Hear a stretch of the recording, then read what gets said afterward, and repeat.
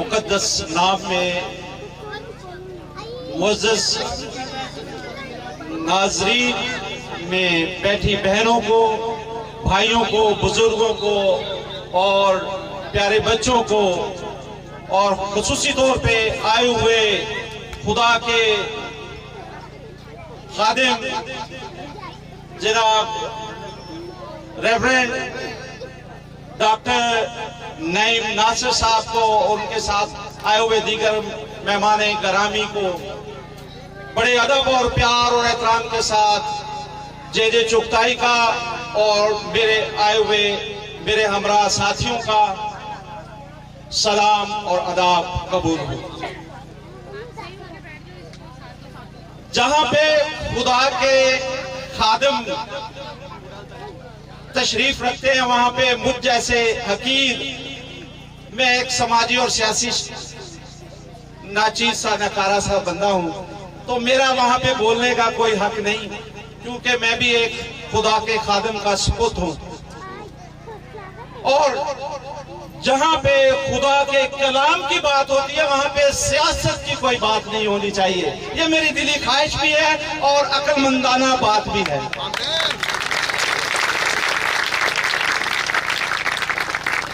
बस खुदा के शेर बब्बर के लिए एक छोटा सा गीत गुनगुनाना चाहूंगा, क्योंकि मैं भी खुदा का परस्तार हूं।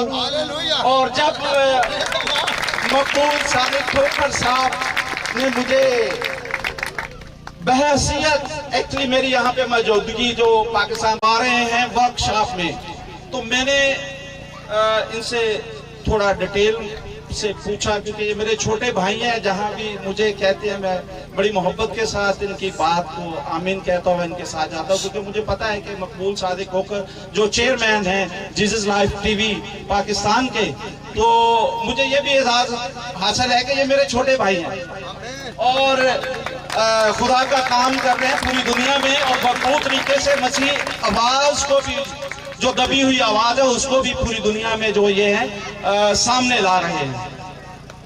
तो मैं इनकी मोहब्बत का बड़ा तहे दिल से मशहूर हूँ। मैंने कहा यार भाई कल सुबह संडे है और आपको पता है कि मैंने चर्च क्वायर लीड करनी होती है और आप मुझे लेके जा रहे हैं आउट ऑफ सिटी, तो मजा नहीं आएगा जब तक मैं खुदा की हजूरी में उसकी प्रस्तुत नहीं करता संडे को, तो मुझे मजा नहीं आता।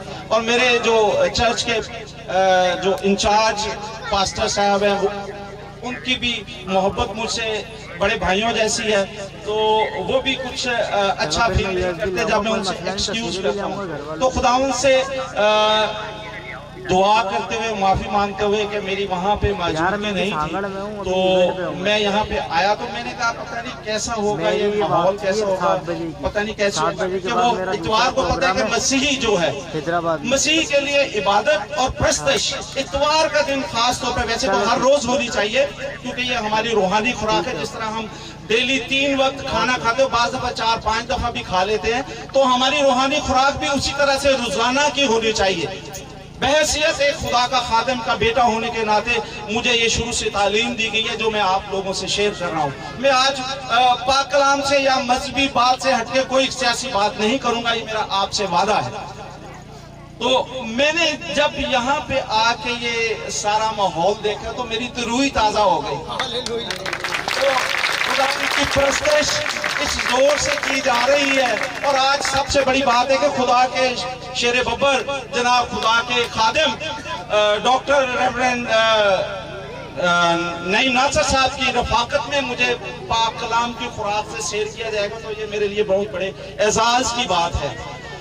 तो मैं आप सब भाइयों की मोहब्बत का एक दफा फिर से, खासतौर पर डॉक्टर साहब की मोहब्बत का एक दफा फिर से मशकूर ठहरता हूँ कि उन्होंने आज हमें जो इज्जत बख्शी और इस मैं कहूँगा पुरफजल महफिल में बैठने का हमें मौका दिया। हम दिल से नहायत मशकूर और ममनून है। खुदा आपको बहुत ज्यादा बरकत दे, ये मेरी दिली दुआएं हैं। और जिस मकसद के लिए आज आपने ये खुदावंद के हजूर ये महफिल सजाई है, इसकी बदौलत आपको खुदावंद ढेरों बरकत बख्शे और अपने जलाल के लिए कसरत से इस्तेमाल करे।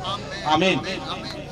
एक दफा मैं आपसे दरख्वास्त करूंगा कि मेरे साथ आपने मिलकर एक नारा लगाना है। उसके बाद मैं खुदा की तारीफ में 2-3 लाइनें पेश करूंगा गुनगुना के, और उसके बाद मैं इजाजत चाहूंगा, क्योंकि मैं बार बार कहूंगा कि खुदा के खादिम के आगे मुझ नाचीज बंदे की कोई ताकत नहीं कि मैं बोलूं।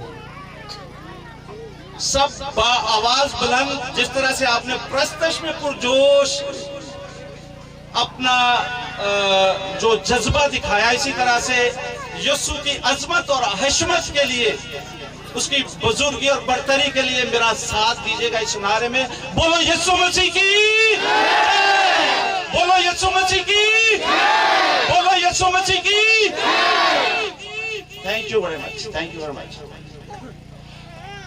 जिन्ना च यहोवा रूजे वसदा,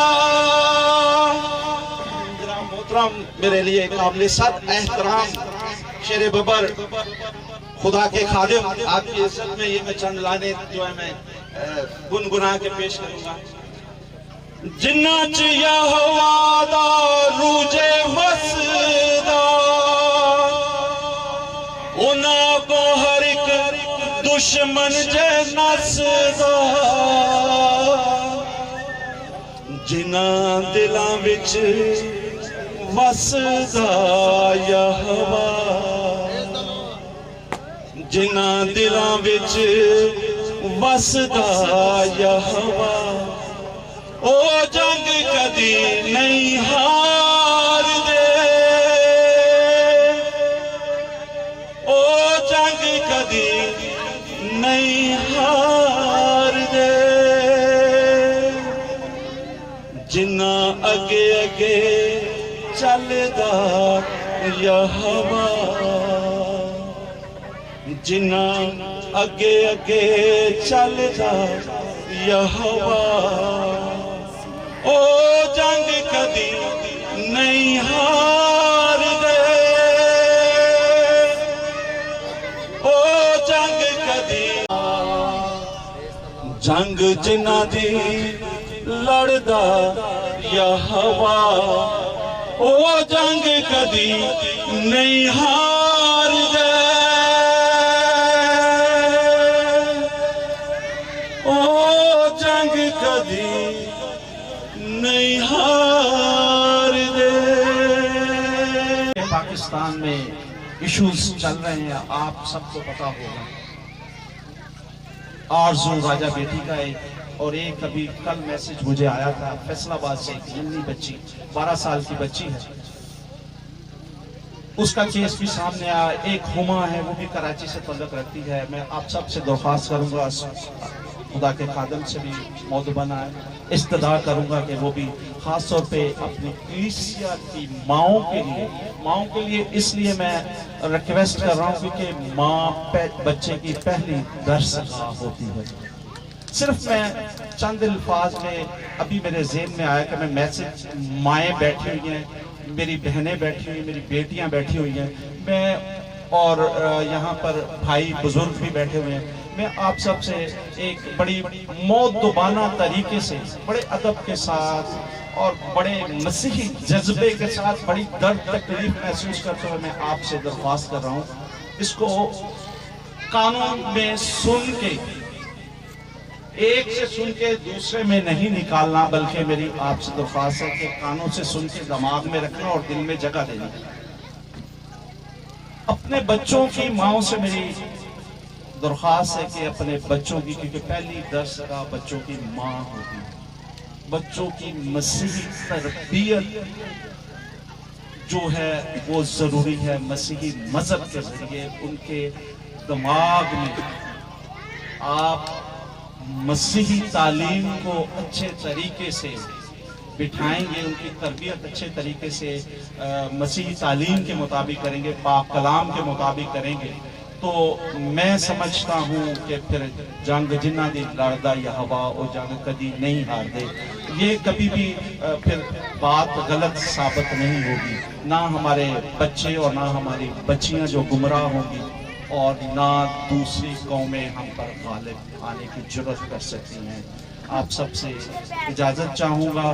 खुदा आप सबको बड़ी बरकत दे और ख़ास तौर पे डॉक्टर साहब के नेक जो इरादे हैं, नेक ख्वाहिशात है, खुदा उनकी तकमील के लिए उन्हें ढेरों प्रकार से नवाजे। यीशु नाम में आमीन।